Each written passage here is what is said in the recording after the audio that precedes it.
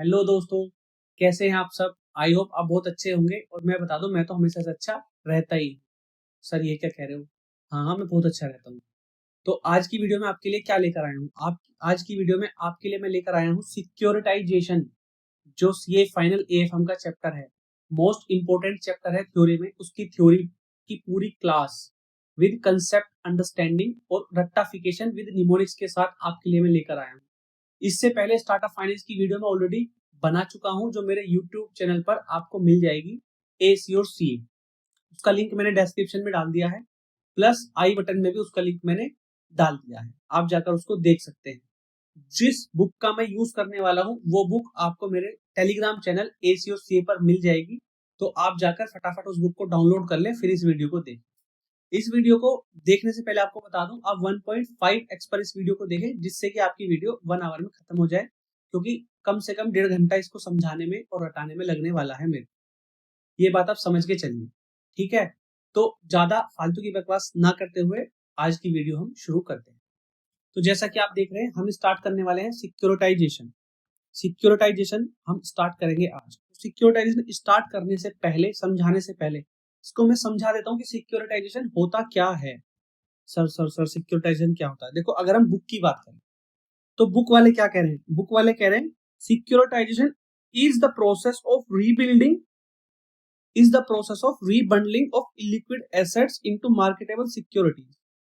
These assets can be automobile loans, credit card receivable, residential mortgages, or any other form of future receivables.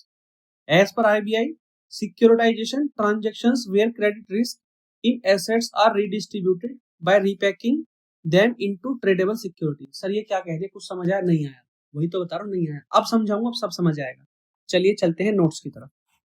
तो सबसे पहले समझ लेते हैं ये कहानी जो इन्होंने कही, रीबंडलिंग, बंडलिंग, आरबीआई, ये क्या, ये चक्कर क्या है। तो इसके लिए हम एक एग्जांपल ले लेते हैं। एग्जांपल हम लेते हैं, ठीक है। सपोज करो मेरी एक कंपनी है, फाइनेंशियल कंपनी, जिसका नाम है एकेवी फाइनेंशियल फाइनेंशियल सर्विसेज लिमिटेड। ठीक है, ये मेरी कंपनी है। इसकी बैलेंस शीट गिवन है। बैलेंस शीट जो गिवन है इसकी, इस बैलेंस शीट में हमने कुछ लोन दिए हुए हैं। लोन्स हमने दिए हुए हैं, ठीक है। काफी सारे लोगों को हमने लोन्स दिए हुए हैं। सपोज कर लेते हैं 100 सीआर के हमने लोन दिए हुए, 100 करोड़ रुपीस के। जी सर, तो हमारे एसेट साइड में दिख रहा होगा। दूसरा, हम इसमें ले लेते हैं थोड़ा सा कैश, हम ले लेते हैं, सपोज 50 सीआर का दिख रहा होगा, ठीक है। और कुछ हम फिक्स्ड एसेट्स ले लेते हैं, सपोज 150 सीआर की दिख रही होगी। तो हमारी टोटल बैलेंस शीट का जो टोटल आता है वो 300 सीआर आ जाता है। अगर हम क्रेडिट साइड में देखें तो क्रेडिट साइड में हमारे पास क्या होगा। क्रेडिट साइड में हमारे पास होगा इक्विटी, ठीक है। सपोज कर लेते हैं जो हमारे पास इक्विटी है वो 10 सीआर की है ओनली। इसके बाद हमारे पास डेट होगा। डेट हमारे पास कितना होगा, डेट मान लेते हैं हमारे पास 190 सीआर का है।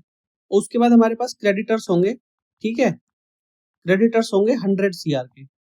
तो आप यहाँ देखेंगे हमारा जो टोटल आया वो 300 सीआर आया। सर अब क्या, अब हम मानते हैं कि सपोज करो, चूंकि बिजनेस तो चलता रहेगा। जी सर, बिजनेस तो चलता रहेगा। अब बिजनेस चलेगा तो हमें पैसे की जरूरत भी पड़ेगी, फंड्स की जरूरत हमें पड़ेगी। अब ये जो आपके सामने केस देख रहे हो, इस केस में हमने जो लोन दिए हुए हैं, जो हमने लोन दिए हुए हैं वो 100 सीआर है। कैश हमारे पास 50 करोड़ है और फिक्स एसेट्स हमारे पास 150 करोड़ है। सपोज हमें नीड है 200 सीआर की, ठीक है। 200 सीआर की 200 करोड़ रुपए की हमें नीड है। तो 200 करोड़ रुपए हमें मार्केट से उठाने हैं। तो हम कैसे उठाएंगे। हमारे पास 3 तरीके हो सकते हैं। या तो हम इक्विटी इशू करें, ठीक है। या तो हम डेट इशू करें, ठीक है। या तो हम लोन ले लें। ये 3 तरीके हो सकते हैं। बैंक से जाके लोन ले लें। इसको हम ले लेते हैं सपोज 150 सीआर, ठीक है। 3 तरीके हमारे पास हो सकते हैं। तो 150 सीआर के लिए हमने 50 करोड़ तो हम अपना कैश यूज कर लेंगे। जी सर, बाकी 100 करोड़ का क्या करेंगे। बाकी 100 करोड़ के लिए हम ये 3 तरीके में से कोई सा एक तरीका लगाएंगे। जी सर, तो क्या हम इक्विटी इशू कर सकते हैं। ये देखो, क्या हम इक्विटी इशू कर सकते हैं। इक्विटी, सबसे बड़ी बात ये होती है जब आप इक्विटी इशू करोगे तो इक्विटी इशू करने में दिक्कत ये होती है कि आपके पास इक्विटी एक तो स्टेक कम होता है, दूसरी बात अगर आप बार बार इक्विटी इशू करते रहोगे तो जो आपका मालिकाना हक है वो धीरे धीरे धीरे रिड्यूस हो जाएगा। प्लस में जो काम आप डेट लेकर मार्केट से कर सकते हो उसके लिए इक्विटी क्यों ही इशू करोगे, तो आप इक्विटी इशू करना नहीं चाहते। ठीक है, मेरी फाइनेंशियल सर्विसेज लिमिटेड है, मैं नहीं करना चाह रहा इक्विटी इशू। क्यों? क्योंकि जब आप इनिशियल फेज में हो बिजनेस के, मान लेते हैं, तो आपको बहुत कम पैसों के लिए, बहुत कम पैसे मतलब 1 करोड़ 2 करोड़ के लिए हो सकता है 40 से 50% इक्विटी देनी पड़ जाए, तो आप प्रीफर नहीं करते इक्विटी देना। फिर सर इक्विटी का ऑप्शन तो हमारे पास से चला गया, अब क्या करें? अब हम जाएंगे डेट की तरफ। लेकिन जैसे ही आप डेट की तरफ जाओगे या जैसे ही आप लोन की तरफ जाओगे, मान के चलो बैंक में आप लोन की तरफ गए, तो बैंक देखेगा, क्या देखेगा? बैंक आपकी बैलेंस शीट देखेगा जहां पर आपके पास ऑलरेडी 190 करोड़ रुपए का डेट है और आपके पास जो इक्विटी है केवल 10 करोड़ की। तो बैंक बोलेगा इतना सारा तो कर्जा आपके पास ऑलरेडी है, बाकी कर्जा मैं आपको क्यों दूं? क्योंकि जो आपकी एसेट्स हैं, फिक्स्ड एसेट्स आपके पास 150 करोड़ की है, ठीक है, और लोन्स आपके पास 100 करोड़ के हैं। आपने 190 करोड़ का कर्जा पहले से लिया हुआ है, 100 करोड़ के आपके क्रेडिटर बैठे हुए हैं, तो आपके 290 करोड़ की आपके पास क्या है? Liabilities already. ठीक है, तो मैं आपको क्यों दूं? तो बैंक हमें पैसा नहीं देता, मान लेते, तो फिर आप क्या करें? चलो बैंक से भी रास्ता बंद हो गया, हमारे पास लोन नहीं मिला, अब हम करेंगे डेट इशू। मान के चलो अगर हम डिवेंचर इशू करते हैं, डिवेंचर इशू करते हैं, ठीक है, तो डिवेंचर जब हम इशू करेंगे तो जो हमसे डिवेंचर खरीदेगा वो हमसे क्या पूछेगा? सर ये बताओ, आप हमें डिवेंचर तो इशू कर रहे हो लेकिन आपका पहले डेट इक्विटी रेशो कितना है? तो हम उसको बोलेंगे भाई साहब हमारे पास इक्विटी 10 है, डेट 190 है, तो डेट इक्विटी रेशो 1/19 है। अरे इतना ज्यादा डेट इक्विटी रेशो है, प्लस में वो हम पे ये ट्रस्ट नहीं करेंगे कि फ्यूचर में अगर हमारी ये कंपनी एकेवी फाइनेंशियल सर्विस लिमिटेड अगर बंद हो जाती है तो इसकी क्या गारंटी है कि ये जो कंपनी है हमारी ये उस पर्टिकुलर पीरियड तक चल पाएगी या नहीं चल पाएगी? बात तो सही है सर। फिर क्या करें? तो मान के चलो हमारे पास डिवेंचर भी इशू नहीं कर सकते, अब क्या करें? अब तो कोई रास्ता बचा नहीं। तब यहां से एक बीच का रास्ता कंपनी निकालती है। वो क्या कहती है? कंपनी कहती है कि देखो 50 करोड़ तो हम यूज कर लेंगे कैश अपना, फिक्स्ड एसेट्स हम बेच नहीं सकते, अब हमारे पास ये लोन पड़े हैं, लेकिन इन लोन की जो हमारे पास वैलिडिटी है, यानी कि वैलिडिटी मतलब जो हमने लोन दिए हैं वो हमने डिफरेंट डिफरेंट टर्म्स के लिए दिए हैं। सपोज कोई 3 साल के लिए दिया है, कोई 4 साल के लिए दिया है, ठीक है, कोई 6 साल के लिए दिया है, ये डिफरेंट डिफरेंट टर्म्स के लिए हमने लोन दिए हैं। उससे पहले हमें पास पैसा आएगा नहीं, ठीक है, उससे पहले हमारे पास पैसा आएगा नहीं, तो अब क्या करें? अब कंपनी क्या काम करती है? जो कंपनी है वो ये जो एकेबी फाइनेंशियल सर्विसेज लिमिटेड है, तो मैं क्या काम करूंगा? मैं बना लूंगा एक ट्रस्ट, अलग से एक बनाऊंगा ट्रस्ट, ठीक है, जिसको हम बोल देते हैं एसपीवी। ठीक है, इसका नाम हमने रख दिया सपोज एसपीवी। अब मैं जो ट्रस्ट मैंने बनाई है इस ट्रस्ट को यहां बना लेते हैं, हमने बना लिया ट्रस्ट, ठीक है, इसको हमने बोल दिया एसपीवी। तो मैं क्या काम करूंगा? मेरे पास जो ये लोन्स हैं इन लोन्स को मैं इस ट्रस्ट को बेच दूंगा। यहां मैंने बेच दी, यहाँ लोन आ गए ट्रस्ट के पास जो हमने दे रखे हैं, ट्रस्ट को हमने लोन्स बेच दिए। उसके बदले क्या करा? जब हमने इसको लोन बेचे तो उसके बदले हमें कैसा मिलेगा? पैसा मिलेगा, लेकिन वो अभी नहीं मिलेगा पैसा, वो हमें फंड्स मिलेंगे, फंड्स मिलेंगे बाद में। बाद में कब? अब ट्रस्ट के पास आ गया, हमारे पास क्या आ गया? ट्रस्ट के पास वो लोन्स आ गए। ट्रस्ट क्या काम करेगी? इन लोन्स को, ये जो लोन्स ट्रस्ट ने लिए हैं, जो लोन ट्रस्ट ने खरीद लिए, ट्रस्ट ने लोन खरीद लिए, पैसा कंपनी को दे देगी। ट्रस्ट ने जो लोन खरीदे हैं, लोन का मतलब जो loan AKB financial services limited ने लोगों को दिए थे, तो लोगों से वो पैसा इकट्ठा करेंगे, पैसा इकट्ठा करेंगे, लेकिन अब वो अधिकार पैसा लेने का लोगों से वो उसने बेच दिया एसपीवी। अब एसपीवी उन लोगों से पैसा ले लेगी, यानी कि वो लोग जो भी रीपेमेंट करेंगे वो किसको मिलेगा? एसपीवी, ट्रस्ट को मिलेगा पैसा। हाँ सर ये बात तो ठीक है, अब क्या करना है? अब सिंपल सी बात ये है, पैसा मिलेगा कैसे? भाई ट्रस्ट के पास आ गया पैसा, ठीक है, लोन्स आ गए ट्रस्ट के पास, तो ट्रस्ट क्या काम करती है? उसको पैसा देना है। किसको पैसा देना है? ट्रस्ट को, एकेवी फाइनेंशियल सर्विसेज लिमिटेड को। तो पैसा कहां से आएगा ट्रस्ट के पास? वो इन लोन्स को कन्वर्ट कर देती है। कन्वर्ट मतलब वो कन्वर्ट कर देती है डिवेंचर्स में, जिसे हम कहते हैं सिक्योरिटाइज, ठीक है।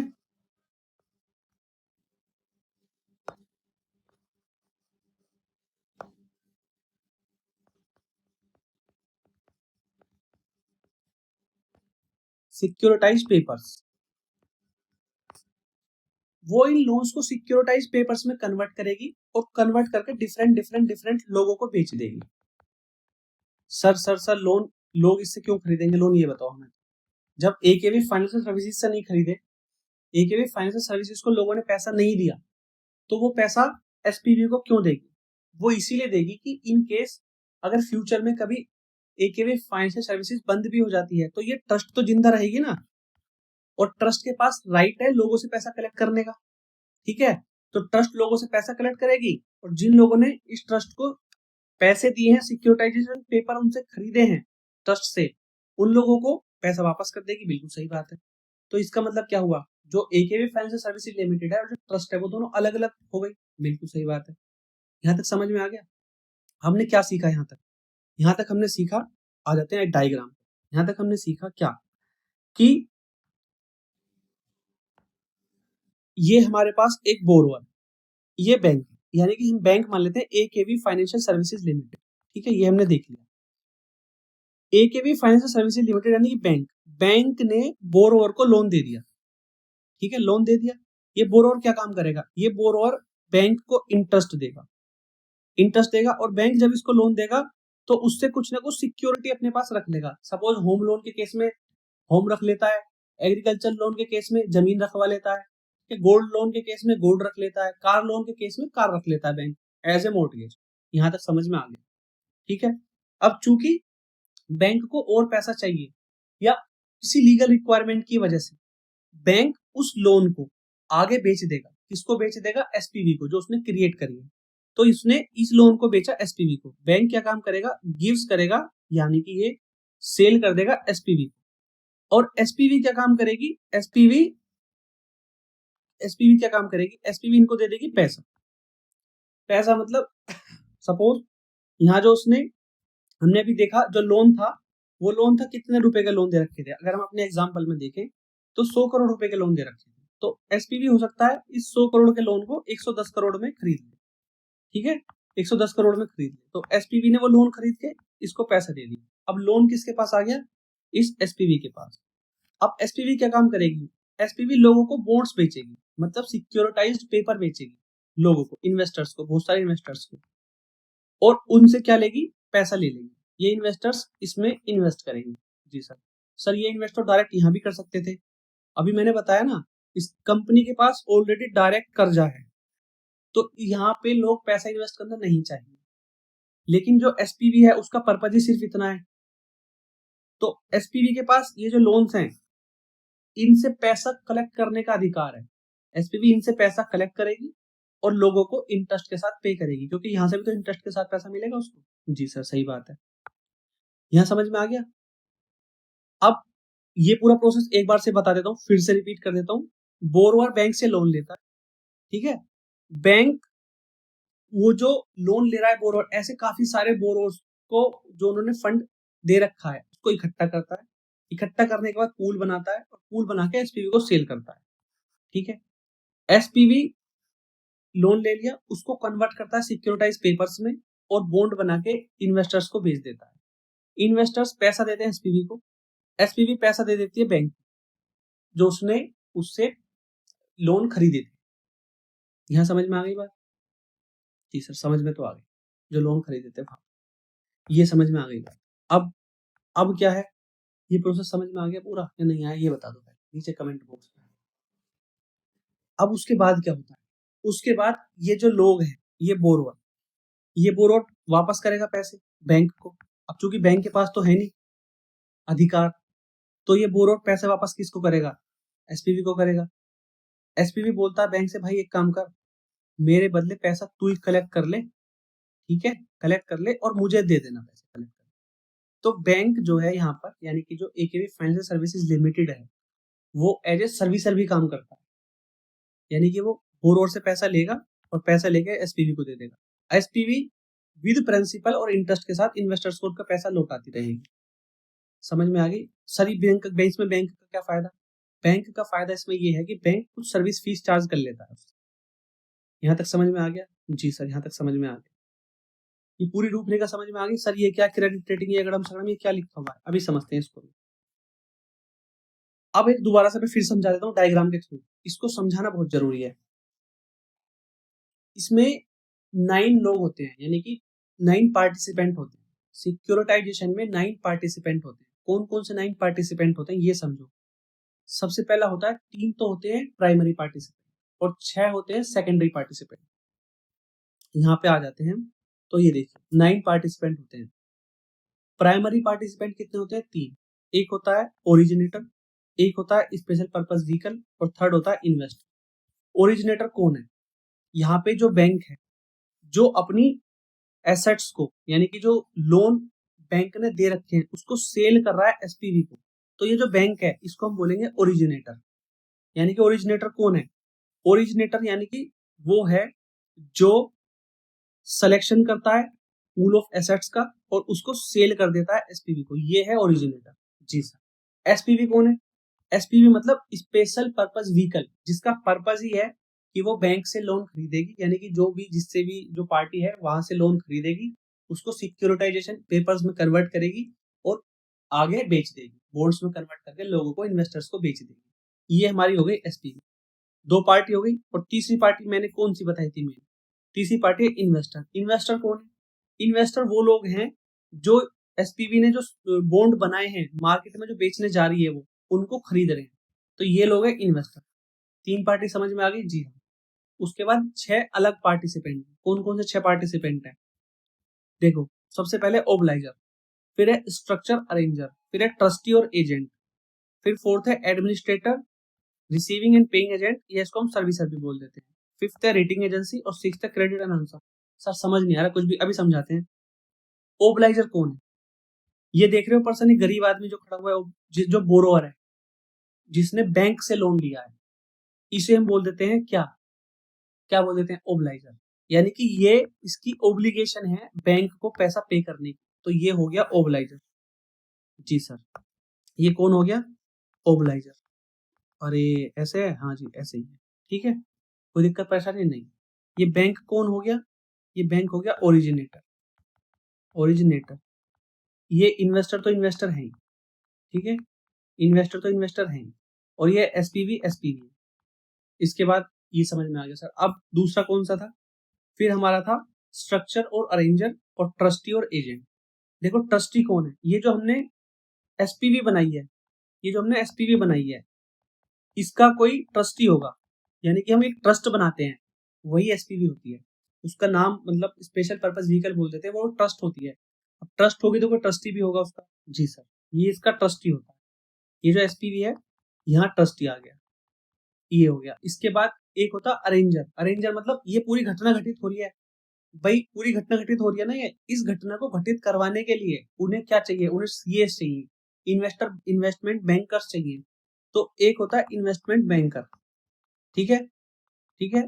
ये सीए भी हो सकता है या कोई और भी हो सकता है। ये कौन होता है? ये अरेंजर होता है, जो अरेंज करवा रहा है सारी फैसिलिटी, उसके बदले पैसे ले ले। अरे सर, अब क्रेडिट रेटिंग एजेंसी क्या क्या बवाल है? क्रेडिट रेटिंग एजेंसी का रोल क्या है ये समझो। जब एसपीवी के पास, जब इस एसपीवी के पास ये लोन आ गया, अब उसने उसको बॉन्ड में कन्वर्ट करा, ये बॉन्ड में कन्वर्ट करा, ठीक है। तो ये जो क्रेडिट रेटिंग एजेंसी है, ये क्रेडिट रेटिंग एजेंसी जो एसेट्स है, ये बॉन्ड है, एक तो इनको रेट करेगी, इनको रेट करेगी, प्लस में जो यहाँ से लोन आ रहा है, ये जो लोन आ रहा है यहाँ से, ठीक है, जो बैंक से खरीदा एसपीवी ने, इसको रेट करेगी, इसको रेट करेगी। रेट का मतलब, अरे आपने देखा होगा ना, क्रेडिट रेटिंग एजेंसी में जैसे वो करते हैं सीआरए, अगर हम बात है तो वो हमारे बॉन्ड्स को ना रेट करते हैं। रेट कैसे करेंगे वो बॉन्ड्स को? कि उसका रिस्क क्या है, उसका रिवार्ड क्या है, उस बेसिस पे वो बॉन्ड रेट करते हैं। जैसे कि A plus, B plus, triple A, triple B. तो अगर हम बात करें सबसे बढ़िया कौन से होते हैं, ट्रिपल ए प्लस, ये सबसे बेस्ट वाले होते हैं। इस तरीके से वो रेट कर देते हैं कि भाई इसमें इतना रिस्क है, इतना रिवार्ड है, ये अच्छा है, ये खराब है। उस तरीके से जो रेटिंग करती है क्रेडिट रेटिंग एजेंसी, उसका काम क्या है? वो एक तो जो assets, pool of assets sale हुआ है उसको रेट करेगी, ठीक है, और दूसरा जो बॉन्ड है इसको रेट करेगी, इन दोनों को रेट करेगी क्रेडिट रेटिंग एजेंसी। जी सर, वो बता देगी, क्योंकि जब इन्वेस्टर बॉन्ड खरीदने जाएगा जो एसपीवी इशू कर रही है, तो इन्वेस्टर को पता होना चाहिए कि ये जो बॉन्ड हम खरीद रहे हैं ये किस क्वालिटी का है, कौन सी ग्रेड का है, क्या इसकी रेटिंग है, वो कौन रेट करता है उसको, वो करता है क्रेडिट रेटिंग एजेंसी। जी सर, ये भी समझ में आ गया। तो हमने कहाँ तक समझ लिया? हमने समझ लिया ओब्लाइजर, स्ट्रक्चर, ट्रस्टी और क्रेडिट रेटिंग एजेंसी। अब आ जाते हैं एडमिनिस्ट्रेटर। एडमिनिस्ट्रेटर का मतलब क्या है समझो। एडमिनिस्ट्रेटर का मतलब ये जो पूरी कहानी चल रही है, इस पूरी कहानी में जो बैंक ने एसपीवी को बेचा है, बेच दिया लोन, उसके बाद वो पैसा कलेक्ट करेगी यहां से। तो ये जो बेच दिया और इसने बॉन्ड दे दिया आगे, इसको एडमिनिस्टर कौन करेगा कि जो लोन का पैसा ओब्लाइजर से आना था वो एसपीवी के पास जा रहा है या नहीं जा रहा है। तो उसके लिए एसपीवी एक एडमिनिस्ट्रेटर अपॉइंट कर देती है। मैक्सिमम केसेस में बैंक को ही बोल देती है कि भाई एक काम करो, आपसे हम कॉन्ट्रैक्ट कर रहे हैं, जो लोगों से पैसा इकट्ठा करना है, हम किसी थर्ड पर्सन को नहीं बोल रहे, आपको ही बोल रहे हैं। आप उन लोगों से पैसा लो जो लोन्स है और हमें दे दो, उसके बदले आप फीस ले लेना अपनी कुछ। तो वो होता है एडमिनिस्ट्रेटर। मैक्सिमम केसेस में बैंक ही बन जाता है। जी सर। और उसके बाद क्या बचा? उसके बाद होता है क्रेडिट अनाउंसर। क्रेडिट अनाउंसर का मतलब ये है, चलो ये भी बाद में बताएंगे, पहले ही समझ में आ गया आपके? जी सर। सिक्योरिटाइजेशन, अब देखो, अब आपको सिक्योरिटाइजेशन समझ में आ जाएगा। क्या समझ में आएगा? Securitisation is the process of rebundling of illiquid assets. हम यहाँ देखेंगे जो हमारे ये लोन्स थे, जो हमारे ये लोन्स थे, ये इलिक्विड थे क्योंकि ये हमें 3-4 साल 5 साल बाद मिलने थे, इलिक्विड थे। हमने क्या काम करा, इन लोन्स को हमने एसपीवी को बेचा और एसपीवी ने इसके डिवेंचर बना के आगे इन्वेस्टर्स को बेच दिए। एसपीवी से हमें पैसा मिल गया और डिवेंचर्स लिक्विड बन गए। क्योंकि डिवेंचर्स लिक्विड कैसे होते हैं? डिवेंचर्स तो मार्केट में सेल होते हैं, ठीक है, कैपिटल मार्केट में। तो हमने इलिक्विड एसेट्स को लिक्विड एसेट्स में कन्वर्ट कर दिया। इस प्रोसेस को क्या बोला हमने? इसको हमने बोल दिया सिक्योरिटाइजेशन। जी सर, आप समझ में आया। जी। अब सिक्योरिटाइजेशन का मैकेनिक्स क्या है, स्टेप्स क्या है सिक्योरिटाइजेशन? स्टेप तो अभी बताया ना मैंने। सबसे पहले creation of pool of asset. अब यहां से अगर हम पढ़ेंगे तो आप ये देखिए क्या है। जो ओब्लाइजर है उन्हें हम बोलते हैं रिसीवेबल। जो ओरिजिनेटर है वो सर्विसर भी होता है मैक्सिमम केसेस में। वो स्टेप 1 सेलेक्ट करेगा पूल ऑफ एसेट। स्टेप 2 पे वो जो एसेट का पूल है उसको बेच देगा। स्टेप 3 में जो एसपीवी है वो होल्ड करेगी एसेट्स को और इश्यू कर देगी सिक्योरिटी उसके बदले। अच्छा। स्टेप 4 में हम बात करेंगे, जो सिक्योरिटी है वो कैपिटल मार्केट में प्लेस हो जाएगी, बिकने के लिए चली जाएगी कैपिटल मार्केट में। स्टेप 5 में जो ये इन्वेस्टर्स हैं वो एसेट्स को परचेज कर ले, परचेज करके पैसा दे देंगे किसको? एसपीवी को। स्टेप 6 में क्या होगा? स्टेप 6 में ये जो ओरिजिनेटर है ये ओब्लाइजर से पैसा लेगा, इंटरेस्ट और प्रिंसिपल। पैसा लेने के बाद और ये किसको दे देगा? एसपीवी को दे देगा। एसपीवी किसको दे देगी? इन्वेस्टर्स को दे देगी प्रिंसिपल और इंटरेस्ट। इसके बदले क्या? इसके बदले ये कुछ उनसे सर्विस फीस कमीशन, ये देखो सर्विसिंग फीस कमीशन चार्ज कर लेगा। अच्छा, ये स्टेप्स है। अरे ये तो बहुत आसान है। हाँ जी, बहुत आसान है, मैंने सब ग्राफ में दे दिया है। अब समझिए, देखो, creation of pool of assets, transfer to SPV यानी ये सेल कर देगा। फिर हम देखेंगे सेल ऑफ सिक्योरिटाइजेशन पेपर्स। जो सिक्योरिटाइजेशन पेपर्स है उसको बेच देगा। अब हम यहाँ एक चीज देखेंगे, यहाँ 2 नाम लिखे हुए हैं।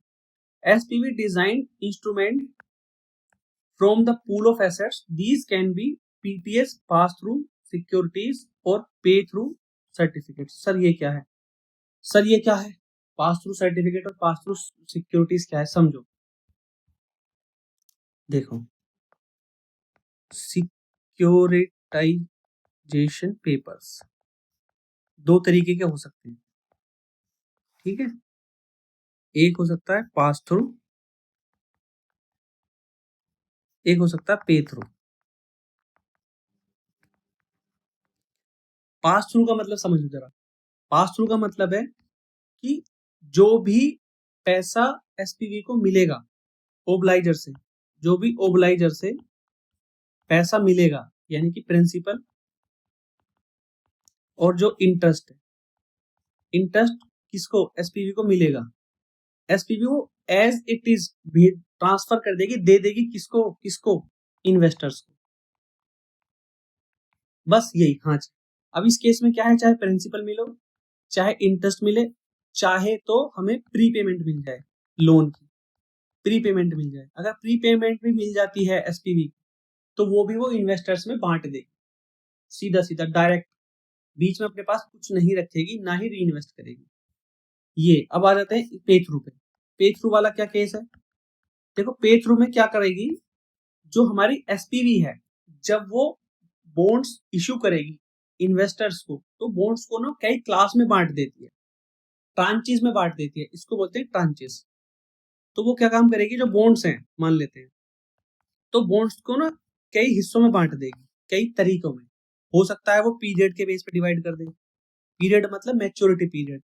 हो सकता है वो रिस्क के बेस पे डिवाइड कर दे, ठीक है। हो सकता है वो मान के चलो जो बैक्ड बैक्ड सिक्योरिटी है, जो बैक एंड में सिक्योरिटी रखी हुई है, जो मोर्टगेज सिक्योरिटी है, जो मोर्टगेज एसेट है, उसकी क्लास में डिवाइड कर दे। सपोज करो होम लोन अलग कर दिया, एग्री लोन अलग कर दिया, ठीक है, पर्सनल लोन अलग कर दिया, उस तरीके से। तो ये क्या काम करेगी, या हो सकता है आरओआई के हिसाब से डिवाइड कर दे, या रेटिंग, कोई ए वाली अलग हो गई, ए प्लस वाली अलग हो गई, बी वाली अलग हो गई, इस तरीके से। तो डिफरेंट डिफरेंट ट्रांचेस में बांट देगी, ठीक है, बांट दिया डिफरेंट डिफरेंट ट्रांचेस में। जी सर बिल्कुल, या तो ये काम करेगी पे थ्रू वाले केस में, ठीक है। दूसरा वो हो सकता है डिफरेंट डिफरेंट ट्रांचेस में इस तरीके से बांटे, और दूसरा वो ये भी कर सकती है कि अगर कोई प्री पेमेंट आती है, कोई प्री पेमेंट आती है, प्री पेमेंट आ जाती है किसी ओब्लाइजर से लोन की, तो उस केस में वो उसको री इन्वेस्ट कर देगी, री इन्वेस्ट कर देगी। ऐसा नहीं करेगी कि पैसा उठा के सीधा इन्वेस्टर्स को दे दे, नहीं, इन्वेस्टर्स को उनके टाइम पर ही पैसा दिया जाएगा जब मैच्योरिटी होगी बॉन्ड्स की। जो अगर प्रीपेमेंट किसी की आ जाती है तो उसको क्या करेगी, री इन्वेस्ट कर देगी। समझ में आ गया जी सर। एक तीसरी तरीके की सिक्योरिटी भी हो सकती है, उसको बोलते हैं स्ट्रिप्ट, ठीक है। इसका मतलब जो हमारे बॉन्ड्स हैं, जो इशू कर रही है सिक्योरिटी एसपीवी, वो प्रिंसिपल ओनली या इंटरेस्ट ओनली सिक्योरिटीज में उसको बांट देगी। समझ में आ गया जी सर, बिल्कुल समझ में आ गया। तो अब देखो यहाँ पे, ये आपको समझ आ गया, हम कहाँ चले गए, यहाँ आ गए, ठीक है। पीटीसी, पे थ्रू, और ये हमने समझ लिया। अब उसके बाद हम देख रहे थे एडमिनिस्ट्रेशन ऑफ एसेट्स। इस केस में हमने क्या सीखा था कि ये सब contracted back to originator which collect principal and interest and transfer it to SPV, ये हमने समझ लिया था। रीपेमेंट ऑफ फंड्स स्टेप 5 पे एसपीवी क्या काम करेगी, interest and repay principal to investors, ये भी हमने समझ लिया था। फिर 6 पे credit rating of instrument. Credit rating of instrument मैंने आपको बता ही दिया है कि जो इंस्ट्रूमेंट एसपीवी खरीद रही है और जो एसपीवी आगे बेच रही है, उनकी क्रेडिट रेटिंग उसको करानी पड़ती है क्रेडिट रेटिंग एजेंसी से, ताकि इन्वेस्टर्स को आसानी रहे अपना डिसीजन लेने के लिए। तो क्रेडिट रेटिंग में be done to asset the risk of issuer. फिर रिकोर्स टू द ओरिजिनेटर, इसका मतलब समझो, रिकोर्स टू द ओरिजिनेटर का मतलब क्या है, जब जब हमारा ओरिजिनेटर मतलब जो बैंक है, ठीक है, बैंक सेल करेगा, किसको सेल करेगा, एसपीवी को सेल करेगा। तो एसपीवी ये बोलेगी कि भाई एक बार बताओ, अगर जो आपके लोन है, जो आप मुझे बेच रहे हो, इनमें से किसी ने डिफॉल्ट कर दिया, तो उसकी गारंटी कौन लेगा। तो दो केस हो सकते हैं, उसकी जो गारंटी है, ठीक है, उसकी जो गारंटी है, यानी कि अगर वो डिफॉल्ट कर गया तो उसकी गारंटी या तो बैंक लेगा, ठीक है, बैंक बोलेगा भाई मुझे वापस कर देना, तो वो कर देगा, उसे बोलते हैं रिकोर्स, वापस करना यानी रिटर्न बैक, रिटर्न बैक, ठीक है, इसको हम गो बैक भी बोल देते हैं, ठीक है। वो सिक्योरिटी वापस बैंक के पास चली जाएगी अगर डिफॉल्ट हो गया तो। दूसरा, बैंक बोलेगा मैं नहीं लूंगा भाई, तुम्हारी जिम्मेदारी है, एसपीवी लेगा, उसको बोलेंगे नॉन रिकोर्स, ठीक है।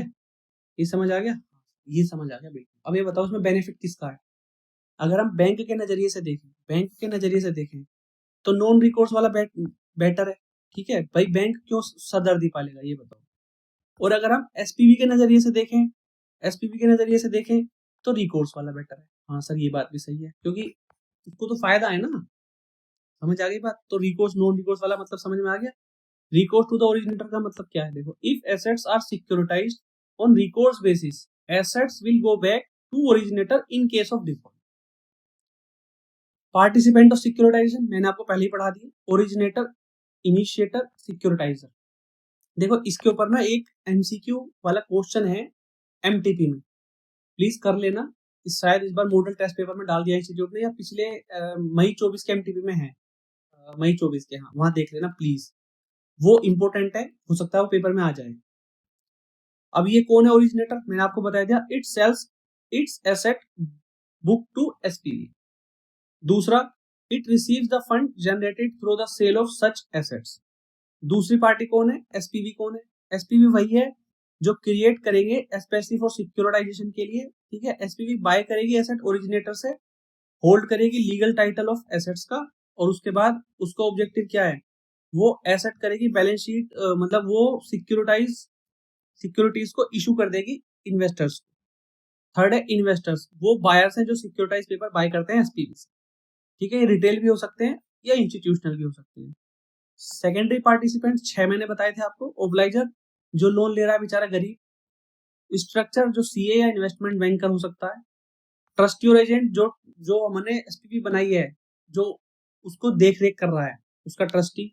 एडमिनिस्ट्रेटर कौन है, जिसको जो एसपीवी है वो बोल देते कि भाई ये जो पूरी घटना चल रही है, पैसा लेना है और पैसा आगे देना है, भाई इसको एडमिनिस्ट्रेटर कर लो, तो उसको बोल देते हैं एडमिनिस्ट्रेटर। मैक्सिमम केसेस में ये ओरिजिनेटर को ये काम दे दिया जाता है, उसके बदले ओरिजिनेटर से फीस ले ली जाती है, मतलब ओरिजिनेटर फीस कुछ चार्ज कर लेता है। अब आ जाते हैं हम लास्ट वाले क्रेडिट एनहांसर्स पे। क्रेडिट एनहांसर्स का मतलब क्या है कि ये देखो, it may be provided by originator over collateralisation और cash collateral by third party like bank, ठीक है, या letter of credit. Investors are directly expose to the performance of underlying assets, so they seek credit enhancement.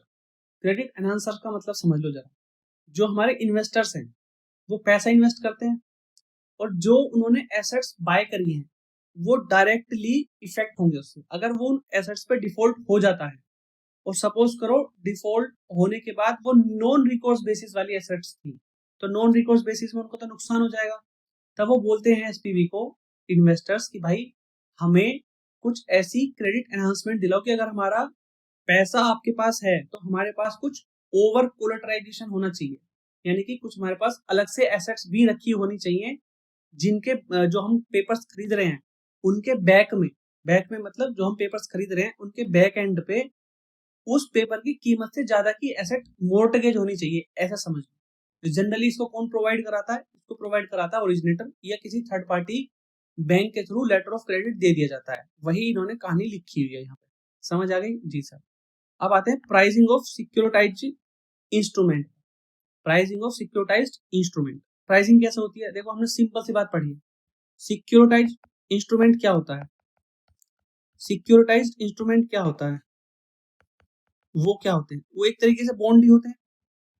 और bond की value कैसे निकालोगे, price कैसे करोगे, भाई PV of cash inflow, PV of cash inflow, यही तो उसकी वैल्यू आएगी। हाँ सर बिल्कुल वही बात है भैया, वही तो वैल्यू आएगी।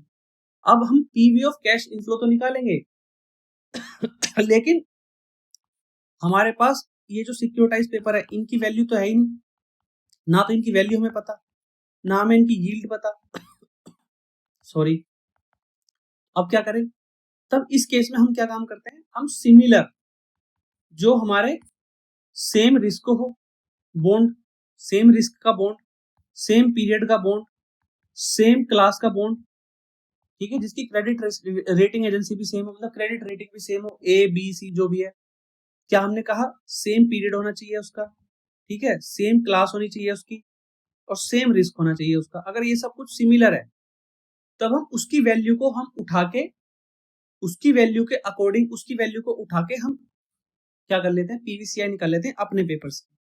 अगर ये सब कुछ सेम नहीं है, सपोज ये डिफरेंट है, मान लिया ये डिफरेंट आ गया, या ये आ गया डिफरेंट, या ये डिफरेंट आ गया, तो हम क्या काम करेंगे, हम कुछ एडजस्टमेंट करेंगे, सम एडजस्टमेंट हम कर लेंगे जी सर। एडजस्टमेंट करके हम क्या काम करेंगे, अपने वाले सिक्योरिटाइज पेपर की वैल्यू निकाल लेंगे। बिल्कुल समझ में आ गया, आगे समझ में, वही तो बात है बस। अब ये देखो, from the point of investors क्या है, प्राइस है PV of expected future cash flows, बिल्कुल सही बात है। यील्ड क्या है? Comparably securities with same credit quality and maturity, उसकी हम यील्ड उठा लेंगे। हम कहेंगे yield of marketable securities but some adjustment to spread is needed in this case because of different in case of credit quality. अगर कुछ difference है तो हम उसको एडजस्टमेंट कर लेंगे, उस बेसिस पे हम क्या निकालेंगे? पीवी निकाल लेंगे। From the originator point of view से क्या वैल्यू है भाई? जो ओरिजिनेटर है वो तो कुछ भी रखेगा अपनी वैल्यू। तो instrument can be priced at a rate which originator has to incur an outflow and if the outflow can be amortised over a period of time by investing the amount raised through securitisation. इस तरीके से value रख लेगा। हाँ sir, अब हमने बताया securitisation instrument और instrument created out of securitisation और difference between PTS and PTC. ये मैं आपको समझा सकूं। Pass through certificate, pay through securities और आपका स्ट्रिप्ट सिक्योरिटीज। हम यहाँ देख लेते हैं एक बार। Originator transfer the entire receipt of cash in the form of interest और principal repayment from the asset sold. समझ, पूरा का पूरा कैश फ्लो ट्रांसफर कर देता है, वही वाली बात कह रहा है। ठीक है। और thus these securities represent direct claim of the investors on the securitized asset. Since it is direct route, any prepayment of principal is also proportionately distributed among the securities holder. समझ में आ गई? मतलब कोई प्रीपेमेंट मिल रही है वो भी डिस्ट्रीब्यूट हो जाएगी, कोई प्रिंसिपल आ रहा है वो भी डिस्ट्रीब्यूट हो जाएगा, कोई इंटरेस्ट आ रहा है वो भी डिस्ट्रीब्यूट हो जाएगा। हाँ, अब तो समझ में आ गई। ठीक है। अब चूंकि ये चीज सब चीज साथ साथ चलती रहती हैं, तो जितनी भी सिक्योरिटीज हैं ये एक साथ टर्मिनेट हो जाती है, डिफरेंट डिफरेंट टाइम पे टर्मिनेट नहीं होंगी, एक साथ टर्मिनेट हो जाएंगी। अब आते हैं पीटीएस वाले केस में। तो हम कह सकते हैं SPV can structure different tranches. मैंने आपको बताया डिफरेंट डिफरेंट ट्रांचेस वो बना लेता है, चाहे पीरियड के बेस पे बनाए, चाहे क्लास के बेस पे बनाए, चाहे क्रेडिट रेटिंग के बेस पे बनाए। ठीक है। Of debt securities which can carry different level of risk base पे बनाए और reward. This structure permits the SPV to issue करेंगे several debt tranches with varying maturities, dealing करेंगे cash inflow from underlying assets from the cash outflow, और reinvest कर देंगे surplus fund for short term in case of early retirement of receivable. वो मैंने आपको बताया इन्हें पहले मिल जाता तो उसको री इन्वेस्ट कर देंगे, और जो कैश इनफ्लो इन्हें मिल रहा है वो उतना नहीं देते आगे, उतना नहीं देते आगे, क्योंकि इन्होंने अलग अलग क्लास बनाई हुई है, तो वो अलग अलग जो डिसाइडेड हो रखा है वो डिसीजन के बेसिस पे देंगे। ऐसा नहीं देंगे कि जो मिला वो आगे बांट दिया, नहीं। वो जो उन्होंने ट्रांचेस बनाई हुई है और ट्रांचेस में जो टर्म्स एंड कंडीशंस है उसके अकॉर्डिंग उनका रीपेमेंट करेंगे। फिर तीसरा मैंने यहाँ पे लिखा है स्ट्रिप्ड सिक्योरिटीज। वो मैंने आपको बताया कि जो holder of interest only securities है उसको इंटरेस्ट मिलेगा, जो holder of principal only securities है उसको क्या मिलेगा? केवल प्रिंसिपल मिलेगा। ठीक है। क्योंकि ये वोलेटाइल ज्यादा है तो ये लेस प्रीफर्ड होती है इन्वेस्टर्स के द्वारा। अब इसमें कुछ केस हैं कि अगर इंटरेस्ट रेट इंक्रीज हो जाएगा तो क्या केस बनेगा स्ट्रिप्ड सिक्योरिटीज के केस में। भैया अगर इंटरेस्ट रेट बढ़ेगा तो लोग क्या सोचेंगे? लोग कहेंगे भाई एक काम करो, हम पोस्टपोन करेंगे पेमेंट। जो हमारे लोन हैं उनको हम क्या काम करेंगे? पोस्टपोन कर देंगे पेमेंट को। उससे क्या होगा? प्रिंसिपल ओनली सिक्योरिटीज फाइल हो जाएंगे, लेकिन जो इंटरेस्ट ओनली सिक्योरिटीज हैं वो क्या हो जाएगी? हाई हो जाएगी। वहीं अगर इंटरेस्ट रेट गिर जाएगा तो बोरोवर क्या काम करेंगे? वो पुराने लोन मतलब जो महंगे लोन है उनको जल्दी से पे कर देंगे और चीप लोन मार्केट से ले लेंगे, यानी कि मार्केट से चीप लोन उठाएंगे और महंगे लोन क्या काम कर देंगे? पे कर देंगे जल्दी से। समझ आ गई बात? हाँ, अब समझ आ गई सर। मार्केट से चीप लोन उठाएंगे और पुराने महंगे लोन क्या काम कर देंगे? जल्दी से पे कर देंगे। इस केस में क्या था, उनके पास सस्ते लोन चल रहे थे और मार्केट में रेट बढ़ने वाला है, मान के चलो मार्केट में रेट बढ़ने वाला है। इसको समझो जरा, मैं समझा देता हूँ। ठीक है। अभी हम इसमें एक सिचुएशन ले लेते हैं। प्रेजेंट में क्या है, मान के चलो प्रेजेंट में रेट है, मान के चलो सपोज 10%। फ्यूचर में क्या होने वाला है? फ्यूचर में होने वाला है 12%। तो बोरोवर क्या करेगा ये बताओ? बोरोवर क्या करेगा? अगर बोरोवर इस प्रेजेंट लोन को आज ही उसने पे कर दिया, आज ही उसने पे कर दिया, तो उसको ये लोन जो है महंगे रेट वाला मार्केट से बोरो करना पड़ जाएगा। हाँ सही बात है। तो क्या वो आज पे करेगा? नहीं। क्या वो आज बोरो करेगा? नहीं। वो क्या काम करेगा? वो इस लोन को डिले करेगा, पेमेंट क्या करेगा? डिले कर देगा। हाँ, अब समझ में आई बात? हाँ। अगर वहीं उल्टा केस हो जाए, उल्टा केस मतलब जो प्रेजेंट का रेट है वो मान के चलो 12% है और फ्यूचर में जो रेट होने वाला है वो मान के चलो 10% होने वाला है, तो बोरोवर क्या काम करेगा भैया, आज का लोन पे कर देगा, तुरंत पे कर देगा, और जो 10% होगा तब बोरो कर लेगा मार्केट से। अच्छा, अब समझ में आई। यही तो, सस्ता ले लेगा, महंगा पे कर देगा। यहाँ पे क्योंकि सस्ता ऑलरेडी चल रहा है, बाद में महंगा होने वाला तो बोरो करेगा ही नहीं, सस्ते को डिले करेगा, भाई सस्ता चलाए जाओ।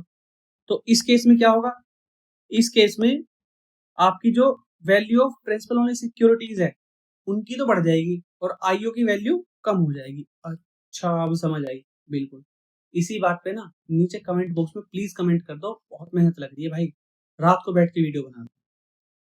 अब फीचर्स क्या है सिक्योरिटाइजेशन के, देखो प्योर थ्योरी है ये वाला क्वेश्चन, फिर भी मैं समझा देता हूँ। क्या है, creation of financial instrument, obviously ये फीचर्स है।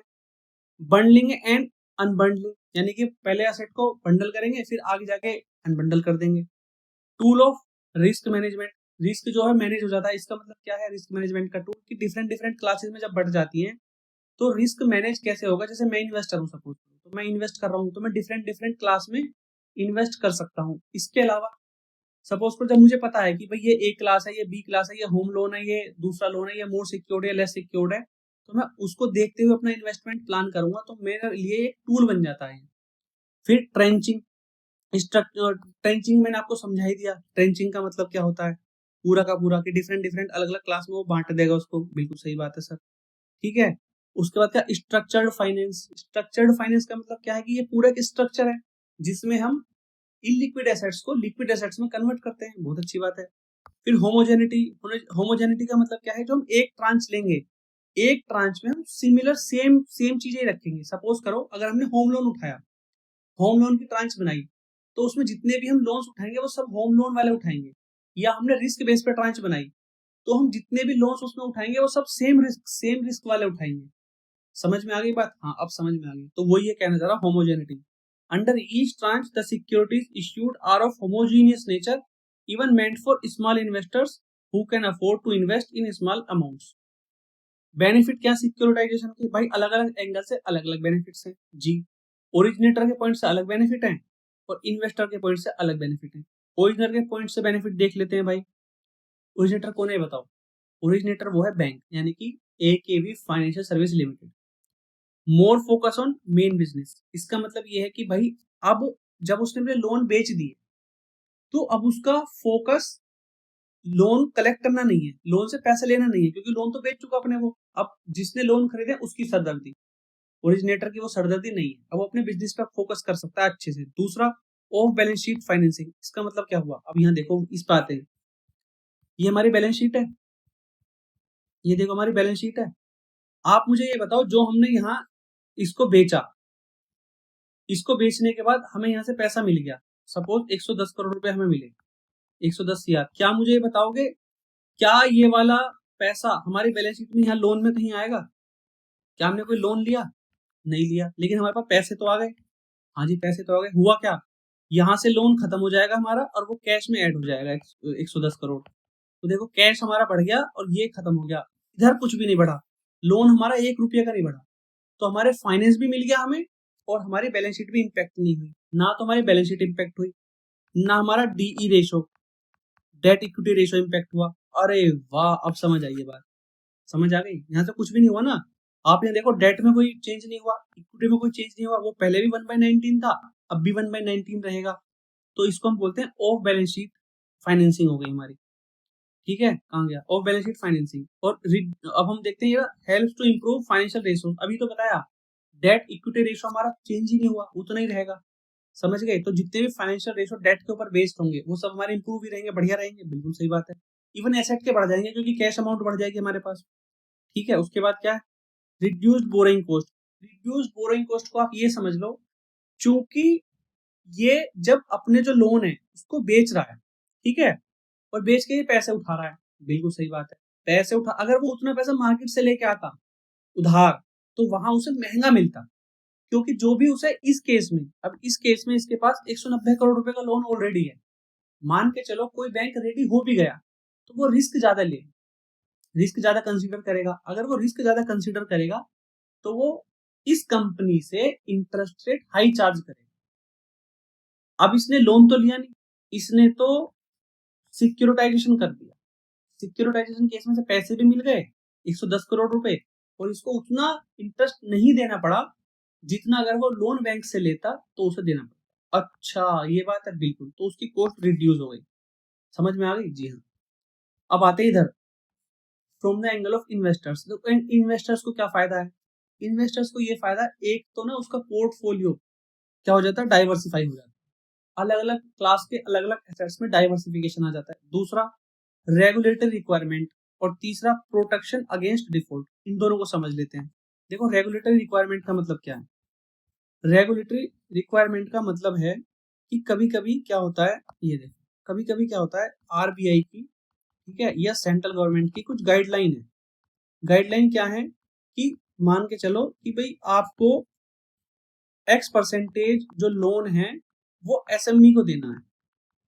अब ये जो एक्स परसेंटेज लोन है, बहुत सारे बैंक ऐसे हैं जो इस एक्स परसेंटेज को पूरा नहीं कर पाते। तो क्या काम करेंगे वो लोग? क्या काम करते हैं, वो परचेज कर लेते हैं, वो परचेज कर लेते हैं ये सिक्योरिटाइज पेपर, सिक्योरिटाइज पेपर जिसके बैक्ड में, यानी कि जिसके मोर्टगेज में क्या रखे होते हैं, एसएमई वाले लोन, एसएमई वाले लोन। अच्छा, अब वो इसे बाय कर लेते हैं। फिर क्या होता है, फिर उनकी जो ये लीगल रिक्वायरमेंट है कि आपको इतने परसेंट अपने टोटल लोन्स का इतने परसेंट लोन एसएमई को देना है, वो पूरी हो जाती है ये परचेज करने से, क्योंकि उन्होंने एसएमई बैक्ड लोन परचेज कर लिए। परचेज करने का मतलब अब वो उनसे पैसा कलेक्ट करेंगे, ऐसा माना जाएगा कि उन्होंने वो लोन उन्होंने ही दिए। अच्छा, ये समझे? हाँ।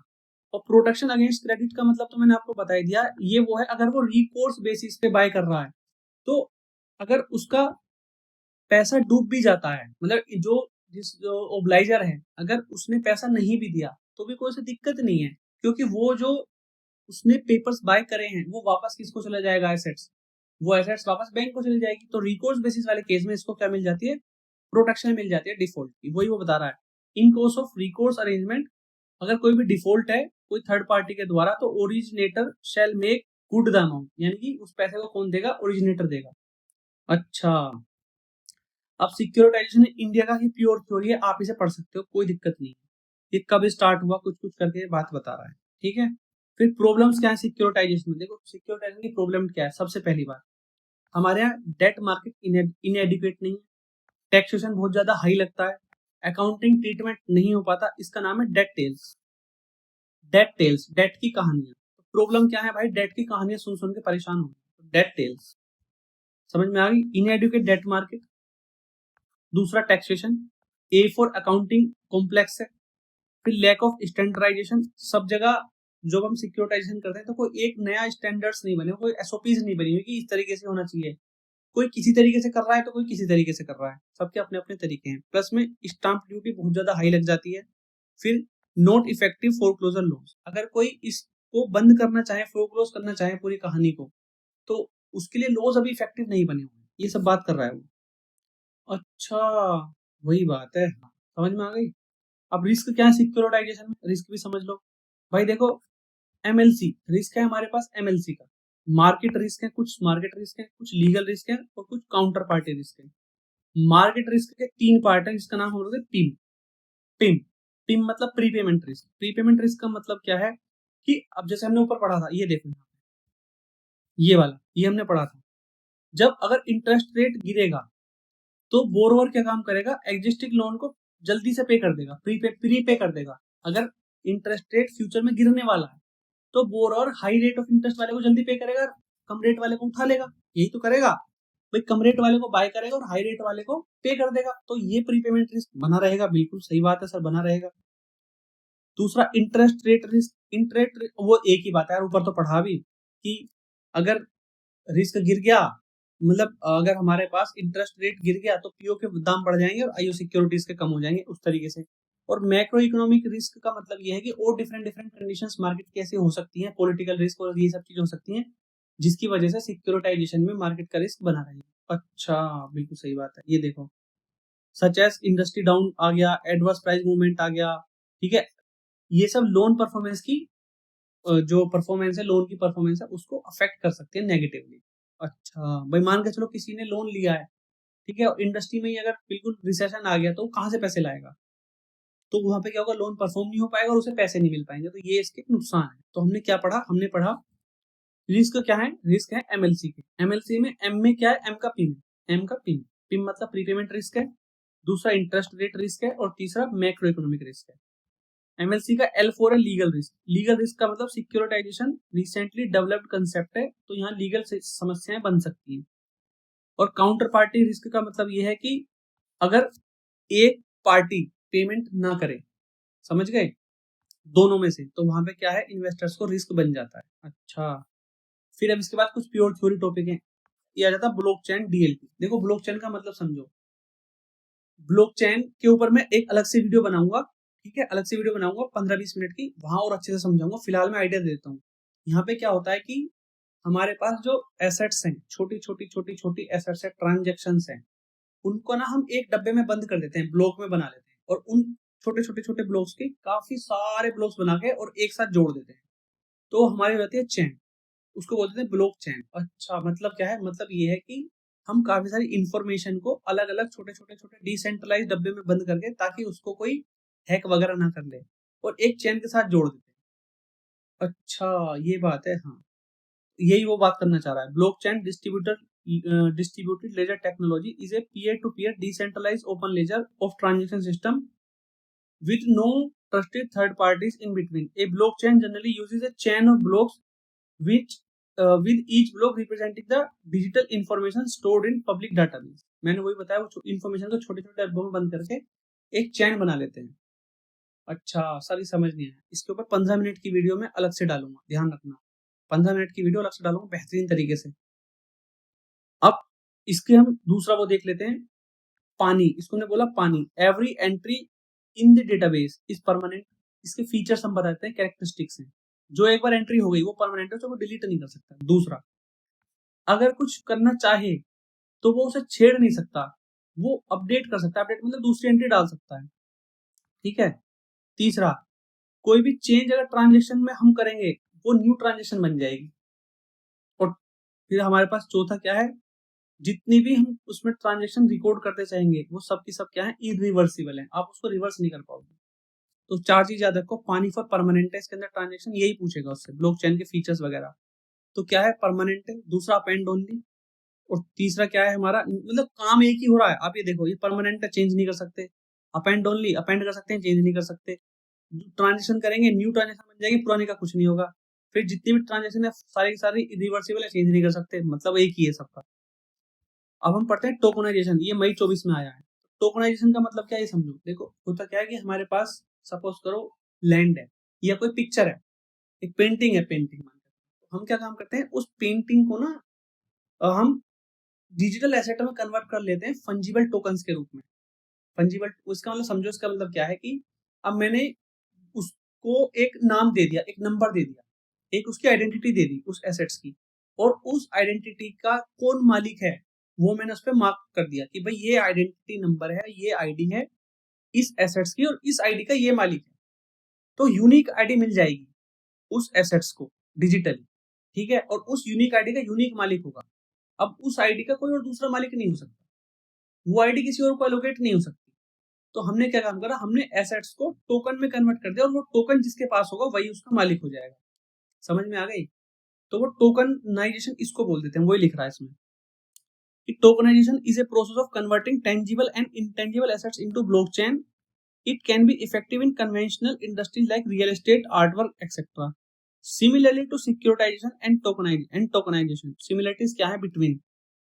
देखो सबसे पहले लिक्विडिटी, दोनों की दोनों लिक्विडिटी है, लिक्विड है, मतलब टोकन है मेरे पास। टोकन का मतलब क्या है, ऐसा थोड़ा ना पेंटिंग मेरे पास है, नहीं, उस पेंटिंग की इंफॉर्मेशन उस टोकन में डाल दी है डिजिटली, और उसका मालिक जो इसके पास भी वो टोकन है वही उसका मालिक, ठीक है। और वो टोकन में कभी भी किसी को बेच दो, यानी कि वो जो एसेट्स है जिसके अगेंस्ट में वो टोकन बना है, उस एसेट्स का मालिक वो बन जाएगा। सेम सिक्योरिटाइज पेपर में होता है। Diversification, both help investors to diversify their portfolio. Obviously भाई, आपने लैंड खरीदी, बिल्डिंग खरीदी, कुछ टोकन खरीद लिए, उसके बाद ट्रेडिंग जितनी भी है ये ट्रेडेबल है, दोनों के दोनों, चाहे सिक्योरिटी पेपर्स हो, सिक्योरिटाइज पेपर हो, चाहे टोकन हो। और फोर्थ है न्यू अपॉर्चुनिटीज। जितने भी ये सिक्योरिटाइज पेपर्स हैं और टोकन्स हैं वो फाइनेंशियल इंस्ट्रूमेंट में नई अपॉर्चुनिटीज प्रोवाइड कराते हैं ट्रेडर्स को खरीद बेच करने के लिए। प्लस में जब वो खरीदे बेचे जाएंगे तो कमीशन भी मिलेगा, तो कमीशन अर्न करने के लिए।